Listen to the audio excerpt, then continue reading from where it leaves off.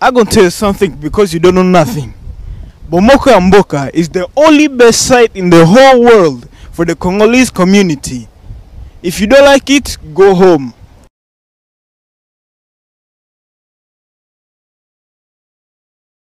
Go home. Peuple Mokonzi. Peuple Mokonzi. Nani yango Mokonzi? Peuple. Peuple Mokonzi. Peuple Mokonzi. Peuple Mokonzi. Voilà, peuple congolais, merci pour notre soutien surtout Bozako Tia Katinabiso. Le lot qui na réunion moko stratégique toujours pour na cadre et soulèvement populaire. Donc tous allons qui a maman Justine Kasavubu, tous allons qui awa na ba autorité o zomona o totondi oyo, tous ba autorité pour na mboka wana. Donc nzamba sala biso grâce to sengi na bino eloko moko ki bino nyonso tout. Place Bozouami, peuple congolais, les 16, il faut qu'Obima pour défendre Mabele na yo. Yo soldat, au salaka serment, au coquille jamais ma population. Place aux alliés, les 16, et qu'aux alamalamu. Oya ko joindre ba peuple. Place bazali rejoindre biso pour na yo pose à la libérer. Parce que bana na ope bakendaka classité, bana na yo pe bazomona pasi na robota, bana na yo bazomona pasi na nzala. Alors yo ko servir toujours ba ordre te o ezo uta likolo et pas ya colonel soki kirongozi, soki général, soki kavikire. Donc eko sala yo eloko mokote. Voilà eloko denga na loba muke yango wana les 16 soldats surtout au azalaka na quartier place boyebi ye bokende ko sensibiliser ye ala ta tenite mukolo wana ala ta tenite ordre nyoso o epesami ya mabe ba exécutaka yango te le 19 le 20 le 21 bobomaki peuple malo to sengi na bino bozala na côté ya peuple soki omoni ke ozala côté ya peuple te ko lata tenite vana na ndako na yo soki toyebi ko bimaki okendeki ko lata teni pona ko boma peuple yeba ke ndako na yo bakozikisa yango bakosala o bakoyi kosala peuple congolais bozwa destin na bino na maboko ingeta ingeta ingeta est-ce que peuple akobanga est-ce que peuple akobanga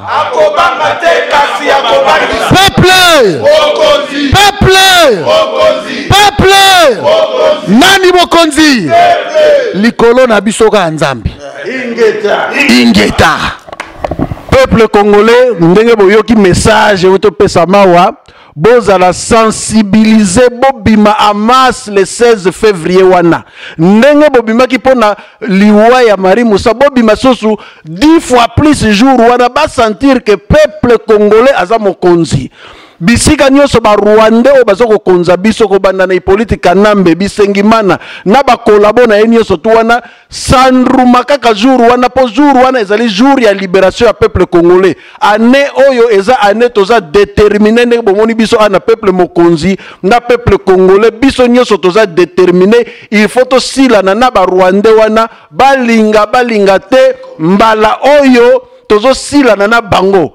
Donc, peuple congolais, ngai les représentants de tous les né-Congo dans la diaspora, nazo benga bino bon lamuka, mutu nyonso o ko telemela peuple jour wana bo sandrumeye. Koura bo futate, mai bo futate, bisi bo futate, hôpital à l'état bo futate. Donc, nyonso tout to boy au fele jusqu'à ce que libération ya mboka ekosalema. Na Kikongo na koloba bo en tant que Munianga les représentants de tous les né-Congo peuple lu zibula meso kulamba nditolo zibula meso ntangu ifweni ya libération ya Congo peuple mokonzi peuple mokonzi peuple mokonzi ingeta ingeta ingeta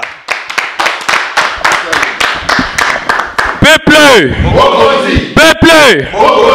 Alors bana kin bana Congo mobimba message na ngana ngina banda libosono epa ya Thomas Luwaka yo muto zalaka soko ki peuple bani ko manifester bani ko kata connexion internet message ezali boye peuple muto ataki yo wana alors yo faut ba ko servir pour la peuple nazo yebisa bana kin surtout bana kin bozala prêt pour na mukolo ya le 16 février.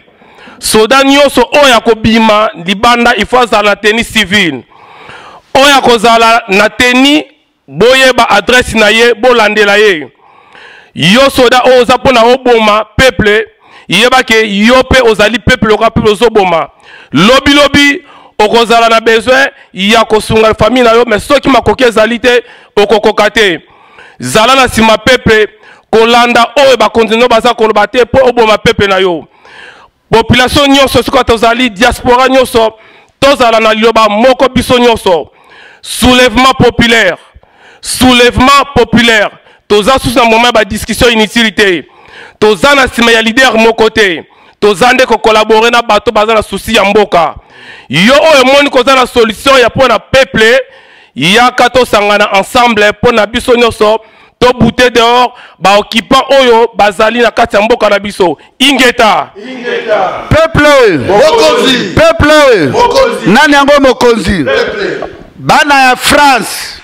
Bana ya Belgique. Bana ya Londres, bana ya Suisse, bana ya Canada, États-Unis d'Amérique, Irlande, Italie, Espagne, Afrique du Sud, Sénégal, Congo-Brazzaville, Gabon, Guinée-Conakry, Guinée équatoriale, Centrafrique, na Tanzanie, na Uganda, na kuna na Kenya, diaspora nyonso bokolanda émission oyo. Afrique du Sud, tout d'abord, il passe Sami Boyoko. Bandeko ya diaspora, tozali plus de 12 millions à 14 millions.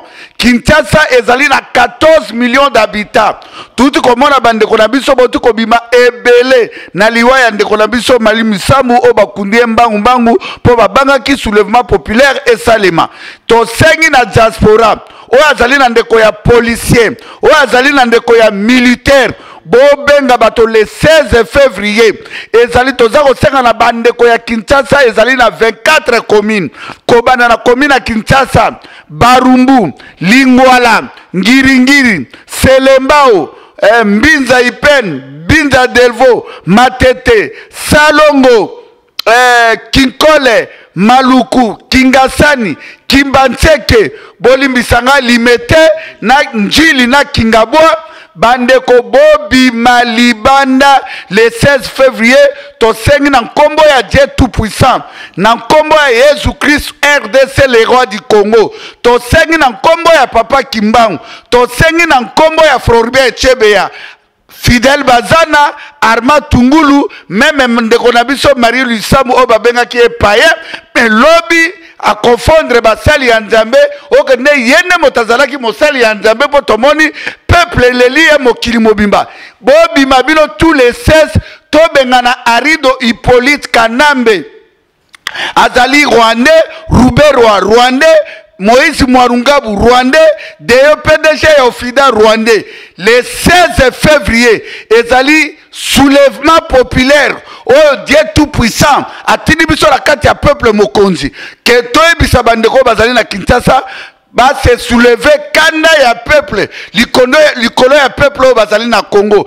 et après ezali kaka Kinshasa te bandeko ya ba Congo Équateur Bandundu Sud Kivu Goma Équateur Katanga tolingi Kanambe te azali Rwandais ye motaboma Muzero Ra Désiré Kabila ye aboma Katu Mamwake ye motaboma Samba Kaputu ye motaboma Aimé Kabila Kanambe ozali Rwandais yo ale atundu yo oza kosala défi na mboka wana yo Mende yo Kanyama André Kimbuta Boshable Kaleve bino tu o bozali na meme yo obebi obe nani Minaku biliaki bino bikoki biliaki bino Bikoki. biliaki bango Bikoki. soulèvement Populaire. soulèvement Populaire. peuple Mokonzi. peuple Mokonzi. diaspora bobenga bandeko na Kinshasa tozila ba américain te,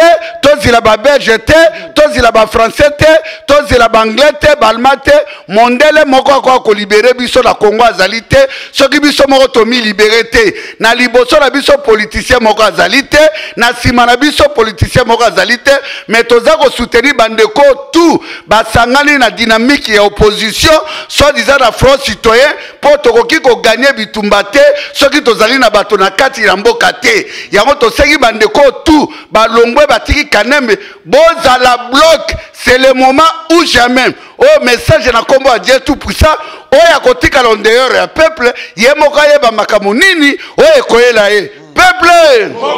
Peuple! Merci Matondo. Peuple!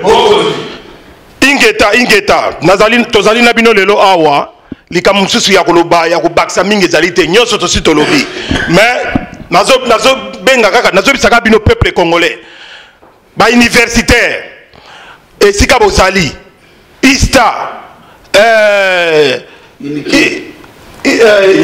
inikin mususu ne pona ebisu bakomo nango te bozali ebele ba universitaire azalaka camarade na mbila ou bien na police te bokozala na bango camarade te ataka nyama ye kosala batour azoleka na ba centre universitaire pona kolamba bino pona koluka camaraderie na bino lokuta na ebite bobosani kaka awa na janvier ya 2015 babomi bino combien peuple congolais mémoire sala bozala na mémoire ya bamwano te mémoire sala Mila oyo azako défendre peuple wana tozala est d'accord policier oyo azako défendre peuple wana peuple akozana est d'accord mais oyo babengi gendarme soldat policier genre ya bakanyama na bisengimana nino koboka bino na mabulu 425-35 personnes na ba charnier ya maluku ya kinkole ya Bakongo bazali batu bazali banguna na bino soldat oyo azali na bino elongo oyo akolongola teni na ye mukolo ya le 16 février 2016 mais oyo akotikala na teni na ye na nzoto azali monguna bino ba universitaire botika bango te bolanda bango te bofungola mémoire na bino boyeba ke tozali na tango ya libération lumbe oyo nazalaki nango yango wana oyo azali na matoi ya koyoka oyo azali na mutema ya kondima abu ouais na ye pona ko féliciter nano bandeko na biso na kota na Swahili ko féliciter na bandeko na biso ya Léopard bauti ko longola biso soni liboso ya Rwanda. Félicitations makasi pour équipe na eza équipe nationale. Eza olakisaki ba Rwandais to bandi ko beta bango. Na foot déjà to beti bango ezo lakisaki kanambe pe kala mingi te tozo beta ye kanambe azo tika Congo. Banduku yangu ya Goma, banduku yangu ya Kisangani, surtout nano banduku ya Bukavu, ya Uvira, ya Goma. Na wapikia aksanti sana kuona ke mulikatiliza mulenda ngambo ya Rwanda, munenda kusiporter équipe nationale. Iko déjà victoire kabambi sana kuona ke tuna gagné badui ya Congo. Tunaféliciter sana na soutien yenu na juu ya ekipi yetu. Tunasema batoto ya Katanga. Tunabalomba kama le 16 février fasi yote muko. Munayo fasi kaniba kolabo banakwenda kala manyumba abo. Mubafate mu manyumba abo. Munayasema muntu ape perda na kuyaka hapa mumufate kunyumba yake. Mubachome. Parce que bale bantu biko na mitesa sana. Angalia koma bananza meme kukatala meme bantu yenu bakubalidere yenu akatanga bashishuke tunaenda kutonona mwando Simba anataka kushuka mu aeroport banamkataria ashishuke Moise Katumbi anataka kutoka banamkataria ashitoke mnakuwa ba prisonnier mumukini yenu mwe Yesu ndio pourquoi tunasema batoto ya mukatanga kyungu wa kumwanza tosha bantu inje mutoshe bantu inje bafanye soulèvement populaire munaona koma ba Rwandais banaanza kumibloquer muko tena muna tena libre mumukini yenu mwe benyewe tuko nalomba ba leader tu ya mukatanga le 16 février mwambie bantu batoke inje de façon soulèvement populaire ba militaire congolais mushipike bandukenu masasi, mushipike mabundukenu mugeuze kwa nini kwa Rwandais. Le 16 février tunamilomba Congolais wote ko mukatanga, ule amulikasi mukolwezi. En tout cas mutoke mingi. Tunalomba pe bantu ya mukisangani. Batu ya Kindu kwenye banasema kwetu akutoke boy. Kwenye kulungua shoka mpini ukabaki. Tunajua ke kule njo kuna kwa batu ya Teti. Musimame ile siku, musimame mingi sana. Mufukuze Banyarwanda ku inchi yetu. Le 16 février iko début ya ba action. Ile tunapasha kuanza ke Kabila Kanambe anapasha kutoka ku inchi yetu par la force. Ndio tuko nalomba batoto ya Uvira, batoto ya Goma, ya Kibumba, ya Kiwanja, ya Beni, ya Butembo, ya Beke, ya Bukavu, muchangane mutoke inje ile siku ya le 16 iko début ya soulèvement populaire ya kufukuza Banyarwanda kati ya inchi yetu. Bana kini tozolo baboye. Le 16 février eza début ya ba action ya kubengana Kanambe. Botala koma boza kozanga même mutu azana 40 afanda ke pana bango. Ozana 30 afanda pana bino. Osili oza licencié, oza docteur, oza nini diplôme okomi ko bomba bango pona ko éviter ba mpese balia yango. Depo osili sa osala kate metala koma ba Rwandais baza ko uta na Rwanda akoya kaka boya ebi na elo côté mbala moko akomi mokonzi na yo mutu komi ko apprendre musala. Tolobi boye le 16 février ba groupe tout oya dynamique de l'opposition oya nini G7 Front citoyen to sangana ensemble to bengana banguna wana oyo bomi peuple congolais botala au moins ba dépenser mbongo po bazwa bandeko na biso bautaki na Brazzaville basombela ngwata baloso batante bakie ko somba ba camion ya mai bozomona ke peuple gouvernement mobimba eza ko préparer pour na ko massacrer peuple congolais yango tolobi le 16 février bobi maebele peuple mokonzi peuple nani yango mokonzi Peuple mokonzi peuple mokonzi peuple mokonzi nalango mokonzi nalango mokonzi bokokoka kilo ya makamoyo bokokoka dans la solution kala mingi te peuple congolais to pesika message moko rendez-vous le 16 février na mboka Congo sur l'ensemble du territoire ya mboka na biso tolobi boye ba soldat na biso oyo bazalaka na Congo wana balalaka na baka militaire te bazalaka na bandaku te bavandaka na biso na cité na ba quartier na biso na ba avenue na biso na toyebi ndaku ni eska soldat moko avandaka toyebi ndaku ya ba officier supérieur ya armée esika ezali na kati ya cité bango tu bavandaka na république ya Gombe te bango tu bavandaka na Kankokolo te yango toyesi peuple ke message ezali moko pona bino ba militaire pona bino ba policier ba soldat oyoyo bo pona bo bundela Congo ole bo bundela mabele ya Congo bo pona bo bunda contre peuple congolais bimaki lobby po ke ne matanga ya sœur Marie Musambo même bo préféré boya po bo matraquer bango yango to lobby boye le 16 février militaire policier officier ou sous-officier oya ebika zali congolais avant na ndaku na ye oya kopima libanda abima na tenue civile. Lokola toyebi ke bino ba militaire, bino ba soldat, à chaque fois ceux qui bozali libanda, si benabino zali peuple a ko manifester le 16 février pour na revendiquer ba droits fondamentaux na ye. Et to sengi na bino ba militaire, to sengi na bino ba policier, ba soldat, officier na ba sous-officier, bo vanda na banda kuna bino. Oya ko bima libanda abima na tenue civile. Pour militaire, na tenue le 16 février, tu es considéré comme étant ennemi, tu es considéré comme étant allié pour aboma peuple. Et peuple a utilisé droit nae ya ko se défendre. Ba pine zali, pe ba ndaku na bino to yebi yango. Ba action tout e kozala. Oh cocktail molotov, oh ezali moyen de défense. Peuple a ko utiliser yango. Et puis policier, oya kozala na ndako na ye te jour wana eke apréféra kende libanda mpo toyebi ke bakotinda bino na bacommune mosusu oyo bayebi bino te aka kozonga ndako na ye ekokita ekoma mabele bakobuka bandako wana toza kolokalize bandako ya bapolisier nyonso ya baofficier nyonso ya basous-officier nyonso mpe topesi modo ezali moko ke policier nyonso tu l'homme à l'uniforme nyonso avanda na ndako na ye kobanda le 16 akobima te oyo akobima libanda tokonsidere comme étant ennemi ya peuple tokonsidere ke abimi mpo ya kobundisa peuple. Donc je répète encore une fois na baofficier na basous-officier caporal soldat bovanda na bandako na bino ngongo ekoki peuple azali kobima mpo na kodéfendre badroits fondamentaux badroits oyo ezali inaliénable na vie ya mutu. Azali ko bunda pona social la mnoza la bien, azali ko bunda pona santé la mnoza la bien. To sengi na bino bo fanda na ndaku, oya koza la volonté ko bima, akobima en civil et non en tenue militaire.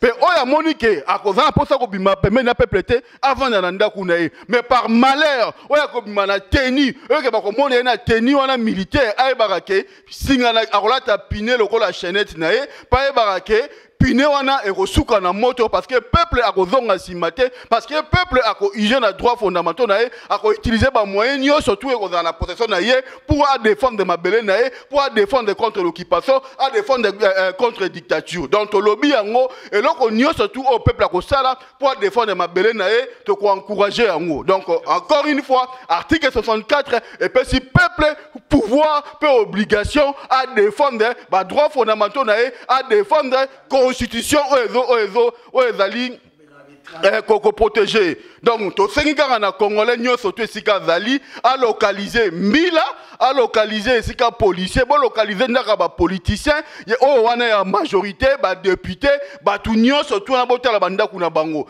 soki kaka o ba beti masasi ndako mutu moko ekwei soki ba beti masasi ndaka policier zaka na venir na bino il faut ebukana. Donc to lobby que ba député, to lobby ba politicien majorité, to lobby ba officier, sous-officier, caporaux et soldats, to ebofa na banda kuna bino. Encore une fois, biso na niveau diaspora, to bandi pe psychologique enregistrement, il y a identification, to ko publier pe liste ya ba famille oyoyo, ba dignitaire o ba fimi régime wana. Parce que tant ba action ko banda le 16 février, il faut biso peut dans la vigilance, il faut peut-être la peine la réponse aux la musclé à la fois na niveau ya ba corps diplomatique, pe à la fois na niveau il y a lumbe de façon que peuple soka bimi libanda azwa retour, azwa soutien na biso. Donc to sengi na ba diaspora congolaise tu as un message moko, tu as un moko pour organiser soulèvement populaire. Soulèvement populaire est poni moutouté, soulèvement populaire est ali devoir pour obligation, il y a moutounio surtout à défendre ma belle nae, puis à défendre les patries nae.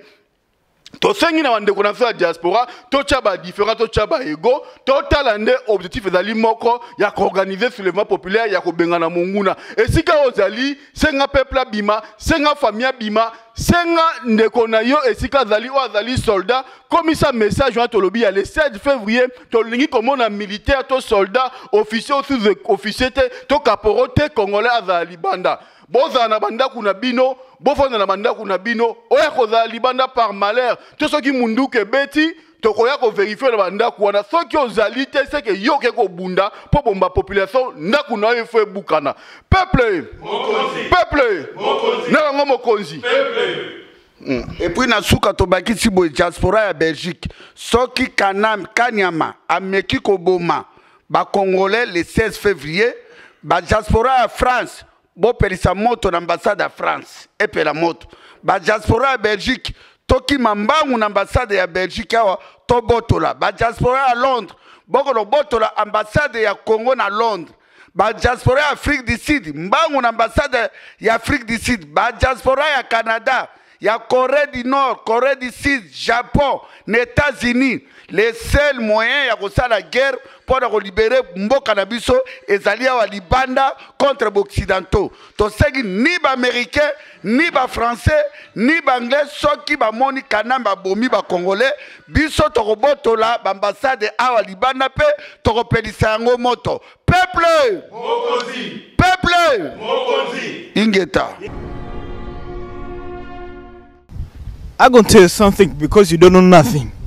Bomoko ya Mboka is the only best site in the whole world for the Congolese community. If you don't like it, go home.